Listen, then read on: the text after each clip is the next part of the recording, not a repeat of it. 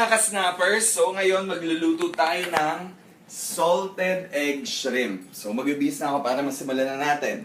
Okay! Medyo mainit kaya tinali ko muna yung buhok ko. Charot. So para sa mga ingredients natin ng all-purpose flour, butter, onion, garlic, sile. Siling green yan yung pinangsisigang. Tapos syempre, shrimp, tsaka salted egg yolk. Ayan, so tatabi muna natin yung pinagkunan natin ng yolk, yung mga puti, kasi mamaya gagawin natin siyang side dish dahil masarap din yun. Napakadali, tsaka napakabilis sa itong recipe na to. At mas mapapadali pa siya dahil tutulungan tayo ng ating Chef Inday. Na muna natin yung flour dun sa mga shrimp. Tapos, ang una natin gagawin is i-half cook natin siya for 1 minute sa oil. Yan. So, pag mainit na init pala, hindi naman pala kailangan 1 minute. Ahon mo na agad pag medyo nag-orange na siya.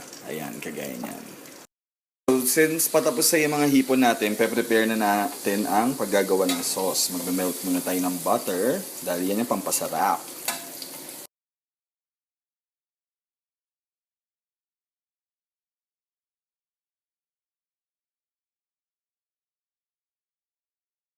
Para magkaroon ng konting kick yung recipe natin, lalagyan natin ng sile na green. Yan. Saute natin yan. Yung sile na green, pwede rin naman tayo gumamit ng ibang like leaves, like curry leaves, dahon ng sile, mga ganon. Ano lang yung bet mong panglasa na medyo pampaanghang dun sa luto. Ayan. So next na ay...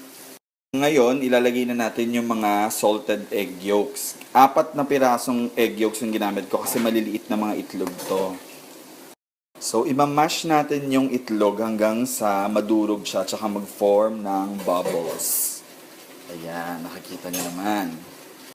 So, ayan, nagbabubbles na yung egg yolks natin. Lalagyan na natin siya ng Carnation Evaporated Filled Milk. Sabi. Ayan, so tansya-tansyahin mo lang. Siguro mga 4 tablespoons.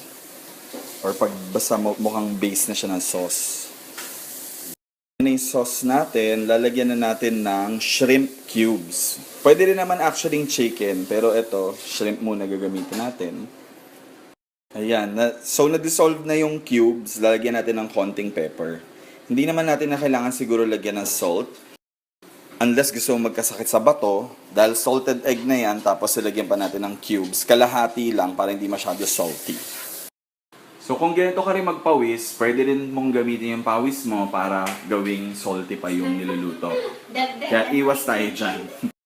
Ayan, so medyo bubbly na yung sauce natin, lalagay na natin yung hinaf cook natin ng mga shrimps. Ayan.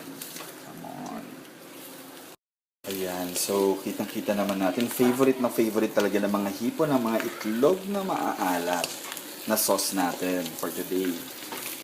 Konting chunks ng salted egg. Naisip ko lang kanina na durugin yung mga egg whites at ihalo ng konti dito. Para may konting bite. Para may konting arte, lalagyan natin ng garnish kuning-kuning. At ito na ang ating finished product.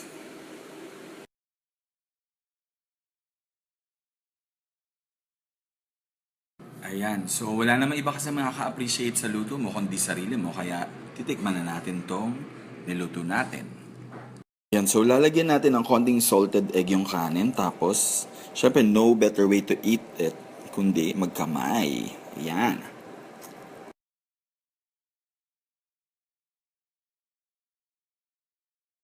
Ayan, so naubos ko na pala yung niluto natin kanina dahil ang sarap. Believe me. And since pang 7th episode na natin itong show-showan na to, maglalagay tayo ng additional feature.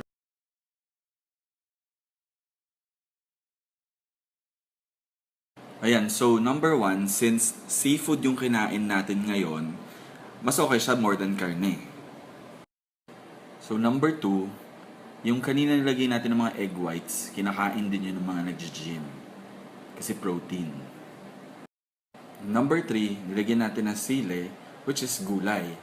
Tapos, nakakatunaw ng taba kasi maanghang.